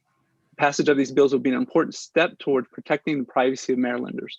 These bills are based on the Illinois Biometric Information Privacy Act, also known as BIPA. BIPA is one of the most important privacy laws passed in recent memory. BIPA, HB 218, and SB 16 set out a simple privacy framework to protect individuals' biometric information. Without these safeguards in place, it is clear we will begin to see more of our dystopian nightmares come true. Case in point, about a year ago, a report by the New York Times revealed that a little-known company by the name of Clearview AI had created a massive facial recognition database of billions of images scraped from all across the internet. Because of what Clearview AI did, we all likely have at least two things in common. First, all of us likely have biometric data, namely our face prints, in Clearview's database. Second, none of us gave Clearview consent to use our biometric data to create a massive database to be used for facial recognition searches by whoever Clearview decided to sell access to. Last year, when Clearview's client list was leaked, it showed that not only government entities across the world using Clearview, but also private businesses and individuals. Clearview has since stated that it will no longer sell access to private companies and non-law enforcement entities, citing BIPA as the reason for this change. The reason BIPA caused such an about-face from Clearview, but other biometric privacy laws like those in Texas and Washington did not, is because BIPA grants a private right of action. The private right of action is absolutely essential to these bills and is the most important tool the legislature can give Marylanders to protect their privacy. Like BIPA, the bills would impose enforceable legal obligations on companies that choose to collect and store individuals' biometric data. History informs us that leaving the enforcement of privacy rights up to government regulators is not enough, and that private right of actions provide a meaningful deterrent that will prevent abuses. We saw this pretty clearly with the Federal Trade Commission's handling of Facebook over the years. Over a decade ago, EPIC began filing complaints with the FTC regarding Facebook's violations of its users' privacy. Eventually, the FTC did investigate Facebook and subsequently entered into a consent order with Facebook that implemented certain privacy obligations. EPIC continued to monitor Facebook's actions and informed the FTC on more than one occasion of potential violations of the consent order. The FTC did nothing regarding these potential violations and did little to ensure Facebook was even adhering to the consent order. The result was the Cambridge Analytica disaster, where Facebook allowed vast amounts of private information on millions of individuals to be taken and used for political ends. In response, the FTC did not require Facebook to change its business practices, but merely fined the company $5 billion.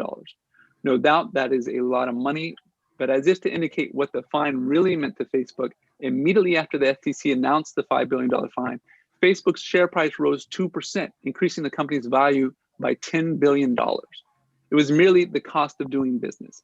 In contrast, we see BIPA and its private right of action actually changing the worst business practices of a company like Clearview AI. Without the deterrence of a private right of action, companies will continue to amass, extract, and exploit our biometric information at the expense of our privacy, leading us towards the next great privacy debacle. The private sector will often decry privacy recognition as hampering innovation. They will point to various aspects of the bill and claim that it is impractical and thus the whole thing needs to be thrown out. Or if they stop the bill from moving forward, they will try to get rid of its most important features that threaten to hold companies accountable, like a private right of action. Several years ago, I was on a panel regarding the regulation of drones. During that panel, I advocated for the implementation of a requirement for drones to broadcast an ID so drones can be identified if they were violating someone's privacy.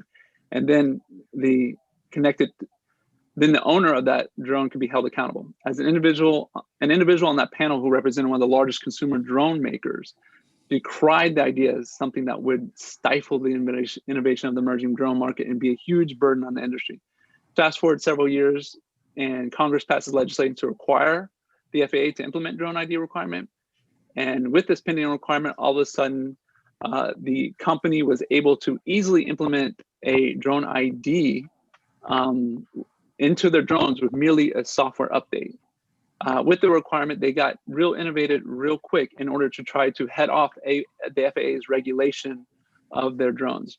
And now that same person representing the drone industry in the FTC, on the FTC panel, was advocating the innovativeness of how they were implementing the drone ID solution. The point being the private sector can innovate despite regulations. And it's often regulations, privacy regulations, that spur innovation. And before I end, I'd like to urge the committee to add back the informed consent requirement.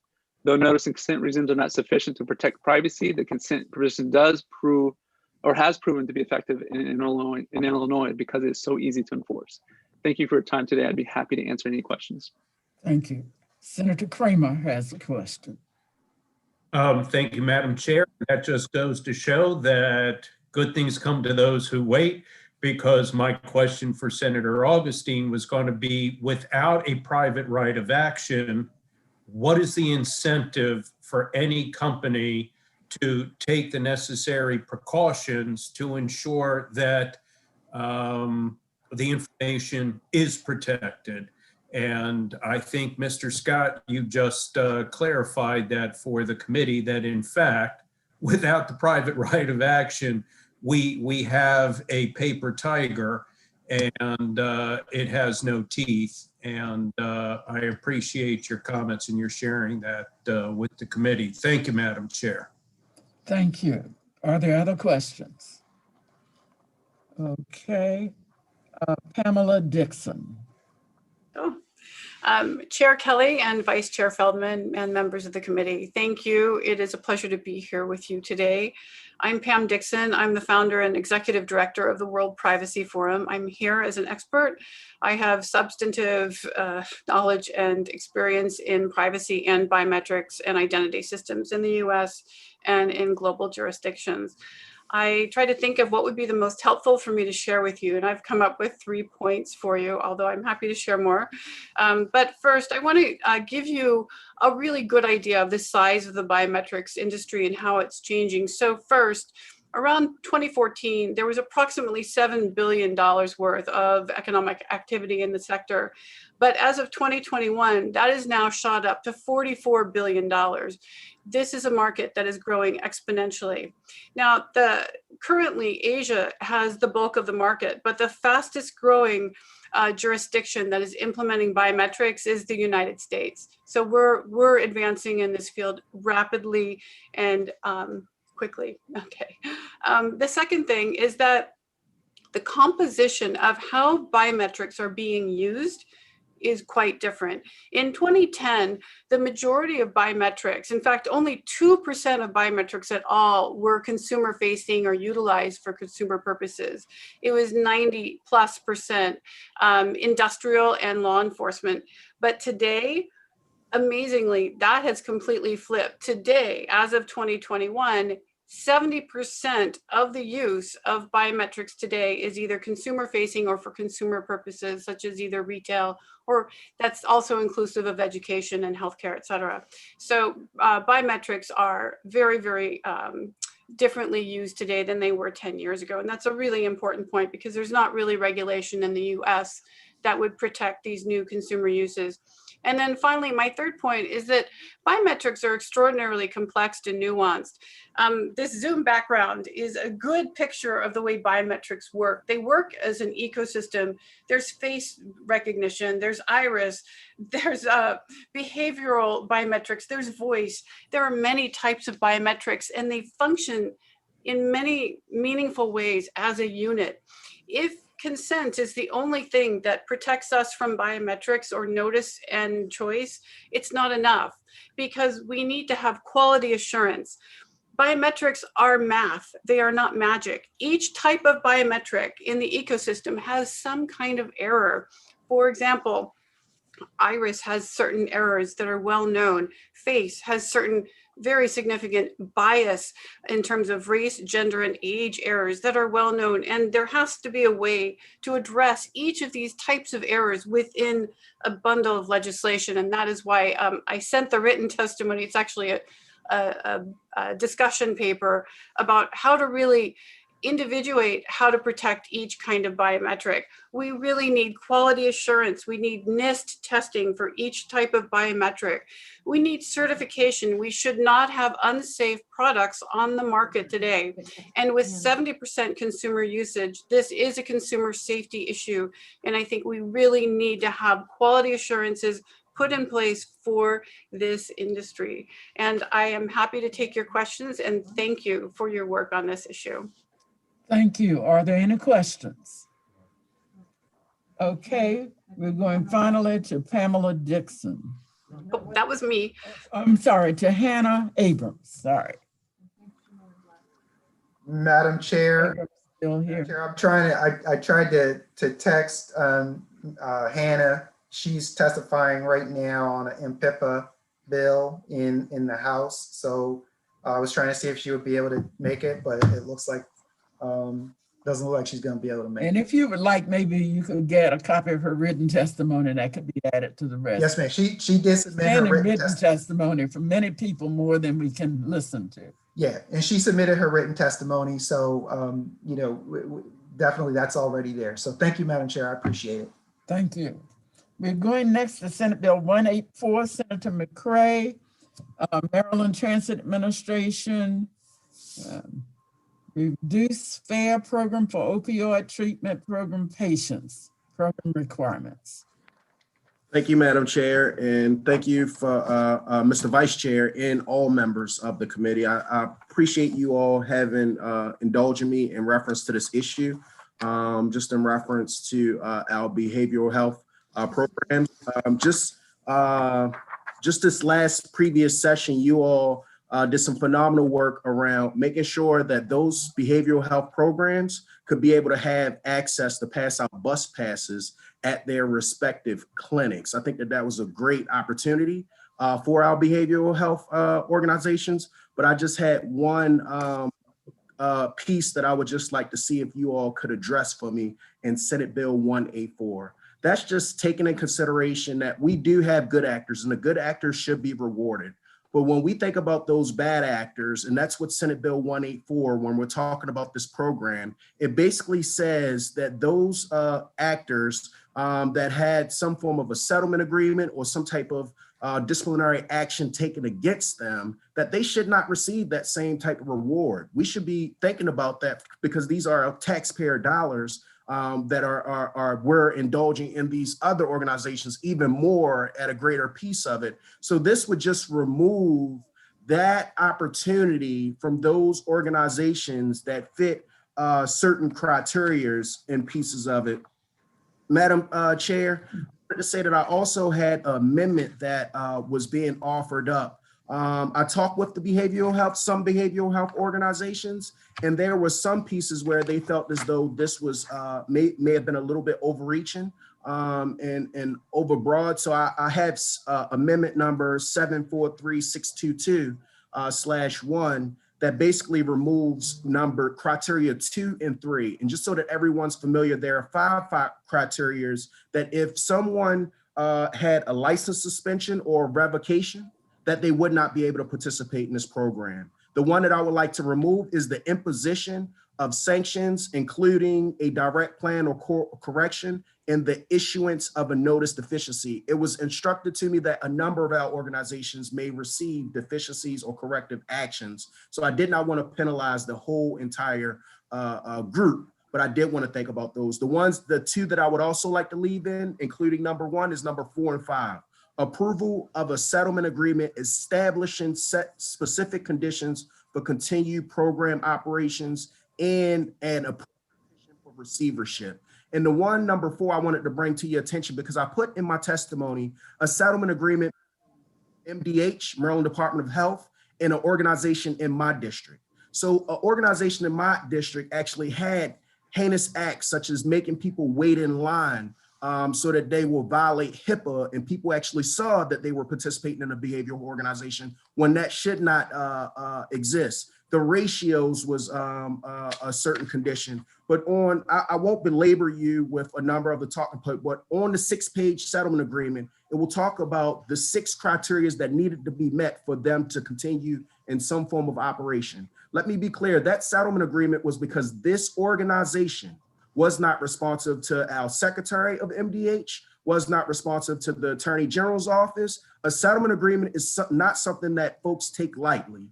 They just were not a responsive organization. And I want to make sure that we're not rewarding organizations that fit that manner, that can respond to the oversight oversight agencies in the manner that they have. And that's why the example of a settlement agreement that actually exists. And I hope that you all will accept the amendments where we don't overreach with some of our good behavioral organizations, but do pass Senate Bill 184 as amended, removing part 2 and 3 from there. And just want to say thank you again, because this is a very important issue to my community, but I know that you all have heard it from me several times outside of Senator Reedy. Thank you very much. Are there any other questions? Okay. Going next to Senate Bill 1. Let's see, where are we going? We're going to 97, Senator Rosenberg. Thank you very much, Madam Chair, and my apologies for not having quite made it the first time. So I appreciate your letting me back. So this is a bill that you heard last year. It's a pretty simple, straightforward bill. We are investing billions of dollars in the Purple Line, which has had some bumps in the road, but is moving forward and will open several years from now. It's important for the people along the route, but it's in a way more important because of the way it integrates with so much other of our transit infrastructure. It integrates with the metro system, it integrates with the MARC system, it integrates with Amtrak. One of the things over the years that I've noticed, and probably other members of the committee have noticed, is we don't market transit the way we could. And so I know this just in front of my own constituents. The example that I always cite is when we added MARC trains connecting College Park and Baltimore. I invited the then president of the University of Maryland and the then president of the University of Maryland, Baltimore, if they'd like to join in the ribbon cutting and kickoff ceremony. And both of them said to me, "Is there a train that connects College Park and Baltimore?" And so I realized we had a little bit of marketing to do. So planning ahead, we just want to make sure that the State Department of Transportation, in cooperation with the local counties, in cooperation with the business community, and the bill addresses all that, works together, planning ahead for when the Purple Line opens. People really, really know about it and know the additional capacity that's there. The department has submitted comments that basically say, don't do this too fast because we have not set the opening date because of the slowdown related to the dispute that got settled. And I think that's perfectly reasonable to delay it some. But it's still important that we have a plan, and we have the plan considerably before it opens. That's what the bill does. Thank you very much, Madam Chair. Thank you. Are there any questions? Madam Chair? Yes. Sure. So back on the MDOT testimony, Jim, I'm just so I'm clear, because you said some delay, because they're basically saying it's really premature because things could happen in the future. There's no way to know whether $1 million over 2 years, too much, too little. There may be things that happen in the future that make marketing now essentially like promoting moot things. So how much of a delay are we talking about? And then I also thought anything that costs us $100,000 or more, we had to get some clearance from the prestigious Budget and Tax Committee. Do you have some kind of letter of approval from B&T that $500,000 a year over the next couple of years is legit and approved and signed off on by your committee? So actually both those, I don't know when you say delay, how far, because this could be years before we're in a position to actually know what the purple line looks like. Well, we know what the purple line will look like. Well, how to market it. Yeah, but it will be years before it opens, and what the department is saying, they don't know what year. So I'd be perfectly open to an amendment that basically says X number of years, 2 years, 1 year, 36 months, whatever, before opening date, they got to get going on the market. That's really all I'm saying.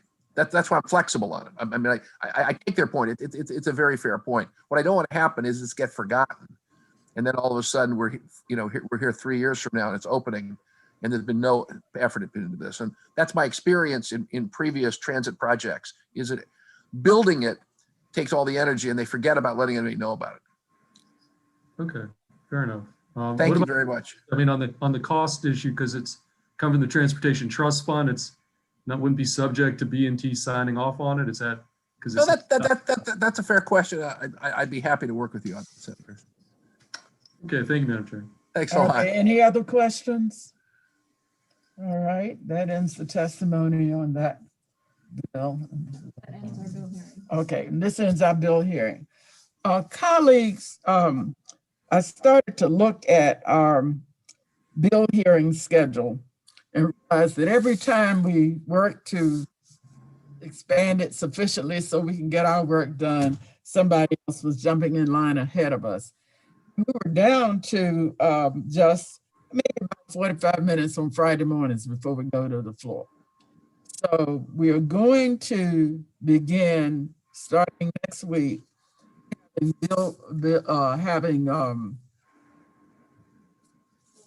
voting starting a half hour after we're done on Tuesdays. So so bring your lunch, do what you need to. But for Tuesdays, we got to find a time so that our bills move to the floor. And literally what was happening, the more I looked, we were down to where we had about 45 minutes a week, and that won't do. And most of the bills are waiting to be heard. So if you'll just have your staffs mark your calendars so that when we're done on Tuesdays with our bill hearings, we'll take a half hour so we can get set up for the voting, and then we will vote. Okay, I appreciate your understanding. Is there anything else for the good of the order before we're done today? Madam Chair. I'm sorry. I just wanted to clarify, but that starts next Tuesday. That doesn't, we have a voting session scheduled for is it Friday? You got that little one Friday morning. We'll take what we can in that little bit of time. Yeah. Okay, fair enough. That was my only question. Got to get to the floor. Yeah. And also, I believe that Santa Claus, Kramer, has left something again for the committee. And we want vitamin C. We want it in the form of fresh oranges straight from the Caribbean or from Florida. And if you look in the kitchen refrigerator for Senate Finance, help yourself, you and your staff. They are wonderful. Okay. And we all owe thanks to Senator Kramer. Well, I hope everyone will come and enjoy them. They're honey bells, and they're only available during a very limited time of the year. So committee, love you all, and enjoy. Okay, thank you. All right, everybody, Thanks for everything today, and see you on tomorrow.